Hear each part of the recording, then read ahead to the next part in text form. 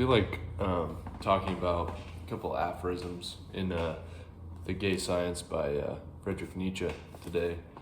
I read this last night and thought it was quite beautiful, and I'd like to share it with you guys. This is aphorism 106. It's called Music as an Advocate, and it says, quote, "I am thirsting for a composer," said an innovator to his disciple, "who would learn my ideas from me and transpose them into his language. That way I should reach men's ears and hearts far better. With music, one can seduce men to every error and every truth. Who could refute a tone?"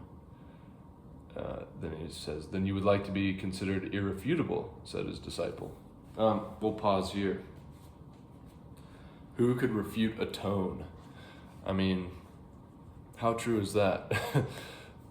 It's easy to be sort of carried away by music and seduced by music and tones. You guys ever go to an Orthodox liturgy and listen to the sort of chants and the what they're singing in there? I've only been to a couple, but every time it was this sort of like, my jaw just sort of drops and is like, I don't know, takes you up, brings you up. But it's, try refuting a tone. What kind of music you guys listening to? Listening to some Junior Kimbrough. I have no idea what he's saying in the in the songs. It's just, take me home in a city. And, you just sort of have that feeling. You're just sort of feeling it. Music is very, is able to do that. It's just sort of this pure emotion, right? Led Zeppelin does that to me sometimes too. Like, trying to think of a good one. I mean, lots of them, but just that sort of feel. You get the feels from it. Try refuting a tone. Now, can you deliver arguments through music? Is music a platform for spreading ideas? And if it is, do you have to be careful when you listen to it? When I was growing up, I was sort of censored from a lot of music. And I know a lot of people that sort of censor themselves from music. They don't like to listen to certain music because of what it can do to you. What kind of music does that to you? What kind of music do you avoid because you're afraid of what it might do to you? I like to indulge in listening to like Tool from time to time. I do. I like Tool. All right. If that makes me a tool, then it is what it is. Call me what you will, but I am what I must be. But when I listen to Tool, I get a little creeped out after a little while. It's just like, oh man, I don't know what's going on here. It's like I'm listening, like if H.R. Giger were able to compose music, this seems like what it would be. But yeah, to refute a tone. Is it possible to spread ideas through music? And specifically, what does Nietzsche mean by that? Because you have to think that he's listening to like Wagner. And obviously, he has a lot of complaints against Wagner. They were friends, and sort of Nietzsche has this sort of tendency within his life to make friends with people and then just sort of break up with his friends over disagreements, over philosophical views or political views. And to me, I don't know how you guys are with your friends, but why do you have to agree with everything your friend thinks? I mean, I understand that can sort of like lead to disputes and lead to hard feelings sometimes, but I've met people where it's like, well, I can't find friends because nobody agrees with me. Like nobody's on my level of like what I think. And that seems so strange to me. I can be friends with people that I don't agree with anything. One of my closest friends, a friend that I would look at like a brother, I would say we disagreed on like 90% of things. Now you can say a friend is somebody that you see yourself in. And I think that's true. There has to be some level of that. But what about just liking somebody for who they are? Anyways, that's just a little weird thing about Nietzsche, but let's continue with the aphorism. So we're starting off with an innovator, right? I think what Nietzsche means by that is a philosopher. That's sort of coming up with ideas, and he wants his ideas to be transported into music to more effectively win over and seduce people by his arguments, because it's much easier to convince somebody of something if they're emotionally attached by this art. That's why Plato is so good. I disagree with Plato a bunch, but it's so beautiful you can't help but be seduced by it. And I think that's this is in Nietzsche too. I wish if I could pull up the aphorism, it would be nice. But where he talks about sort of the utility of rhyme and verse within poetry, because of it sticks in your head better. Here it is, aphorism 84. I know we're kind of jumping all over the place, but if you got the gay science, follow along if you want. On the origin of poetry, those who love the fantastic side of man and at the same time champion the notion of instinctive morality argue as follows. If we assumed that utility had always been venerated as the supreme deity, how could we possibly account for poetry? After all, this rhythmic speech does anything but promote the clarity of communication, and yet it has shot up all over the earth, and still does, as if it meant to mock expediency and utility. The wild and beautiful irrationality of poetry refutes your utilitarianism. It was precisely the desire to get away from utility for once that elevated man and furnished the inspiration for morality and art. And then an end quote of what he's sort of posing there. Well, in this case, I have to side with utilitarians. After all, they are right so rarely that it is really pitiful. In those ancient times in which poetry came into existence, the aim was utility, and actually a very great utility. When one lets rhythm permeate speech, the rhythmic force that reorders all the atoms of a sentence bids one choose one's words with care. I was just talking with multiple people about this, because a lot of you guys like to write, and you like to write poetry.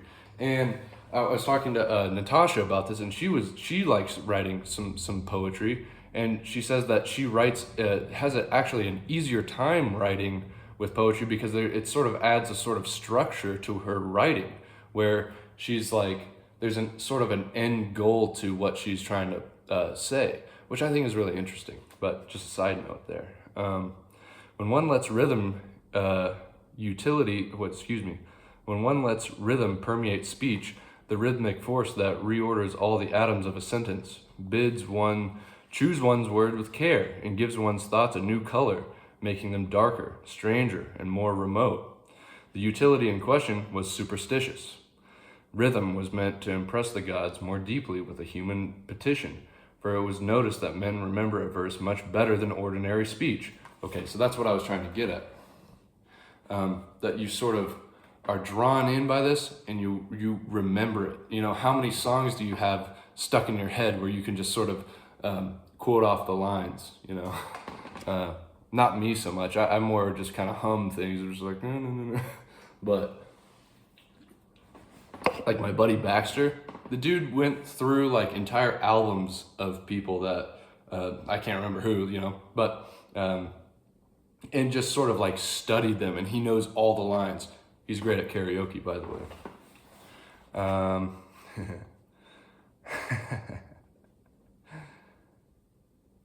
It was also believed that a rhythmic tick-tock was audible over greater distances. A rhythmical prayer was supposed to get closer to the ears of the gods. Above all, men desired the utility of the elemental and overpowering effect that we experience in ourselves as we listen to music. Right? It goes beyond just being convinced of some sort of rhetoric. It's a direct emotion. Rhythm is a compulsion. It engenders an unconquerable urge to yield and join in. Not only our feet follow the beat, but the soul does. That's a great aphorism. There's more to it than that, but I'm going to stop there because we're going way off. We've only gotten a little bit into 106 here. So back to 106. He says, the student is asking, then you would like to be considered irrefutable, said the disciple. And the innovator replied, I wish for the seedling to become a tree. For a doctrine to become a tree, it has to be believed for a good while. For it to be believed, it has to be considered irrefutable, right? If something is considered irrefutable, how are you going to not believe it? You know? But it has to be considered as such. I don't know, with certain things, certain doctrines, I don't know if you can just sort of do lab tests on doctrinal ideas or not doctrinal or philosophical ideas, you know. You're not going into the lab to do tests on these ideas. I think what the lab test on ideas is history, actually. Anyway, so moving on. The tree needs storms, doubts, worms, and nastiness to reveal the nature and the strength of the seedling. Let it break if it is not strong enough. But a seedling can only be destroyed, not refuted. When he had said that, his disciple cried impetuously, But I believe in your case and consider it so strong that I shall say everything that I still have in my mind against it. And the innovator laughed in his heart and wagged a finger at him. This kind of discipleship, he said then, is the best, but it is also the most dangerous, and not every kind of doctrine can endure it. Okay. So what does this remind me of? This reminds me of Plato and Aristotle, right? Think about Plato. Plato thinks that, or hopes, I don't know if he, by the end of his career, if you've read Parmenides, I think he's starting to doubt the idea of the forms, right? He writes that dialogue as sort of a critique on himself, which is what I love about Plato. Plato is so, that's what I love about people, is that are willing to not just dogmatically settle down on their ideas, and they're just looking purely for what's right. Okay, if it can't stand up to argument, if it can't stand up to the storms, the doubts, the worms, and all the nastiness, why are we going along with it? So, what Plato considered to be irrefutable, right? The forms. How are we going to know about the world around us? We're stuck in opinion about things because everything is becoming. How are we supposed to know about things in the way that we know about shapes, mathematics, these type of things? How are we supposed to know about the world around us and ideas? Everybody has different opinions about this, and in democracy, the opinion can be swayed, and it has nothing to do with what is maybe true. So he thinks that we can come to this sort of stable position where we can know about ideas like justice, like beauty, and these type of things, and come to a every and only conclusion to them, where we know the quality, the essential quality about the thing. And Aristotle, as a good student, says, I'm not so sure about that, Plato. I think that we can come to a general close enough consensus, but we can't get exact, right? A great example, which totally clicked with me, obviously, you'll see when I get to it here, that Michael Segru brought up, was that Plato, the Platonic carpenter, when he goes to build the Platonic house and tries to cut a 2x4, us carpenters, when you're framing, you want to frame within 1/8 of an inch. That means that when you're about to cut a 2x4, say, okay, we need this 2x4 at 98.5 inches. You measure within 1/8 of an inch, right? Or if you get it off a little bit, but it's within 1/8, it'll work, right? Plato is not okay with 1/8 of an inch. He's not okay with 1/16 of an inch. He's not okay with 1/32 of an inch. He's not okay with 1/64 of an inch. Yeah, okay, down to the plank length. Like, it has to be the one and only answer. This is how specific Plato wants to be about everything. He wants the essential definition, the only answer to the problem. Okay? Aristotle says, just cut the 2x4. 1/8 of an inch works for what we're doing, right? We're not building a grandfather clock, as my boss would say. So he's a great student, and he sort of poses these problems to Plato. And that's what this reminded me of, is that a good student questions his teacher. By the way, my friend Hosanna made this for me. She's made me a bunch of cool bookmarks. She painted this. Hopefully, maybe I'll show you guys some more of those sometime. I got a bunch of cool ones that she drew. She draws me ones that like fish and stuff on them. It's pretty neat. Hosanna, you should go check her out on Instagram. Hosanna Croker.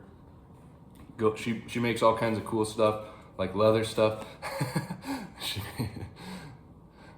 This one should really be in Moby Dick, but it's actually in the Republic right now. Super creative person, Hosanna. Go check her out. Go buy some cool stuff if you guys are into like leather, leather stuff. She's doing silversmithing. She makes silver like rings with like turquoise in it. But anyways, yeah. So posing ideas as a student, the idea is that we should be able to test our ideas and not sort of just be dogmatically settled upon these things. And I think that's, I got to give credit to Plato. I think that he questions himself within the Parmenides.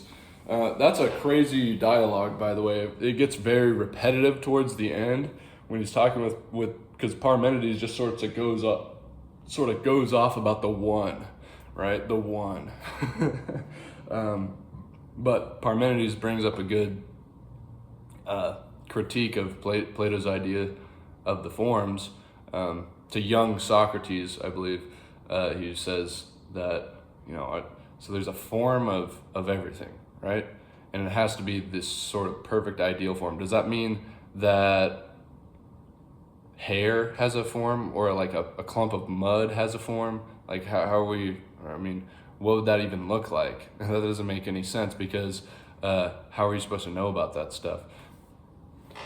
I think that he seriously doubts his idea in the end, but it's just cool. It's cool when that kind of stuff happens, and he's not just sort of trying to dogmatically defend a position that he has doubts about, It is always kind of saddening to see people that are just sort of dogmatic to such a point where they don't even try to think about problems within whatever they may believe. I was talking with my dad on the phone the other night about the video that I made about God and free will and all that stuff, and we got he liked it. He said that it really encouraged him to think about things, and is to sort of got him closer and connected with the source. It was cool for him. It was awesome. But I was glad, because I don't want to like offend my dad or my uncle or any Christian that watches me I just want to give you guys ideas to think about, but not that, anything I said was anything really new that anybody else couldn't bring up in actually a far more effective way. I was just going off of, I love to make analogies about stuff. So anyways, not important, but this is a beautiful, beautiful book. And 106 is a beautiful aphorism that I kept reading last night, and I was like, wow, I really like that. Because you got to test your mettle on stuff. Test whether or not your ideas are true, and don't get stuck on them. I want to read a little bit of 107 to you real quick before we end the video here. 107, our ultimate gratitude to art. If we had not welcomed the arts and invented this kind of cult of the untrue, when he says this cult of the untrue, if we had not welcomed arts and invented this kind of cult of the untrue, think about Plato. He thinks that, art is just an imitation, which means that it's not true. It's not, it is in the realm of appearance, not true things, right? Then the realization of general untruth and mendaciousness that now comes to us through science, the realization that delusion and error are conditions of human knowledge and sensation. The realization that delusion and error are conditions of human knowledge and sensation. You can't be perfect. You can't be 100% rational all the time. If you think you're 100% rational all the time, you're delusional, actually. Would be utterly unbearable. Honesty would lead to nausea and suicide, but now there is a counterforce against our honesty that helps us to avoid such consequences. Art as the goodwill to appearance. The goodwill to appearance. We do not always keep our eyes from rounding off something and, as it were, finishing the poem. And then it is no longer eternal imperfection that we carry across the river of becoming. And then we have the sense of carrying a goddess and feel proud and childlike as we perform this service. As an aesthetic phenomenon, existence is the bearable for us. And art furnishes us with eyes and hands, and above all, the good conscience to be able to turn ourselves into such a phenomenon. At times, we need a rest from ourselves by looking down upon ourselves and from an artistic distance, laughing over ourselves or weeping over ourselves. We must discover the hero no less than the fool in our passion for knowledge. We must occasionally find pleasure in our folly, or we cannot continue to find pleasure in our wisdom, precisely because we are at bottom grave and serious human beings, really more weights than human beings. Nothing does us as much good as a fool's cap. This ties in so much with what I was saying in the previous video too. Quit taking yourself so seriously. Put on the fool's cap, laugh at yourself. Have fun, guys. This is sort of journey in pursuit of knowledge doesn't have to be a serious thing. Because you can't be, you can't, you get it. We need it in relation to ourselves. We need all exuberant, floating, dancing, mocking, childish, and blissful art, lest we lose the freedom above things that our ideal demands of us. It would mean a relapse for us with our irrational honesty to get involved entirely in morality, and for the sake of the over-severe demands that we make on ourselves in these matters, to become virtuous monsters and scarecrows. Oh my God, man. It would mean a relapse for us with our irritable honesty to get involved entirely in morality, and for the sake of our over-severe demands that we make on ourselves in these matters, to become virtuous monsters and scarecrows. This is exactly what I was talking about in the last video. Holy, wow. I should have read this in the last video. I hadn't gotten to this. I'm actually reading this for the first time. This is crazy. We should be able to also stand above morality, and not only to stand with the anxious stiffness of a man who is afraid of slipping and falling any moment, but also to float above it and play. How then could we possibly dispense with art and with the fool? And as long as you are in any way ashamed before yourselves, do not yet belong with us. And as long as you are in any way ashamed before yourselves, you do not belong with us. Wow. There's a lot in that, and I'll have to think about that one a little bit more, but man.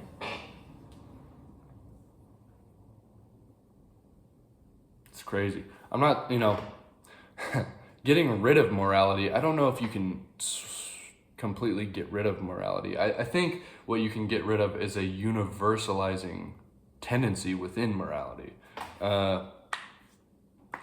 It depends on what you want your society to be like, I guess. It's because I think that you need morality. I don't think that we could just have a completely amoral society. I don't think this works, but moralizing in so many ways can be completely tedious and turn you into that scarecrow that he's talking about, into what does he say? Into these sort of damn, I feel like an idiot right now.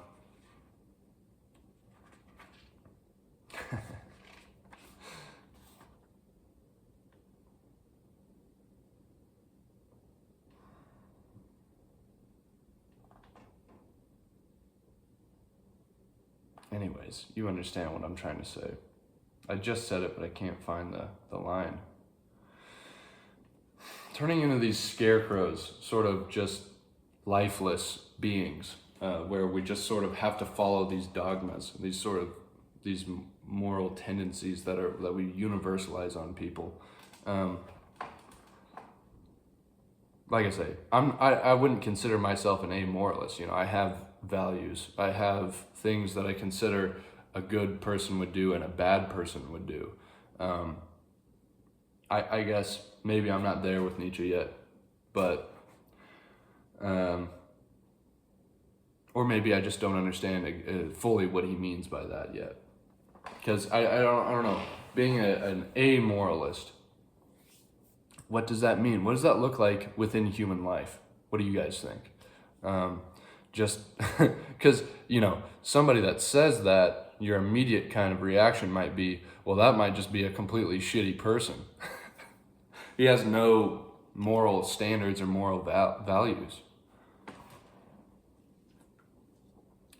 I don't know. I'm working through it. But if you guys can enlighten me on that would be awesome. And I'm just trying to figure it out. Going through the whole thing, you kind of have to try to piece all these things together. But anyways, this video is getting long. Hope you enjoyed, and I think that's all for now.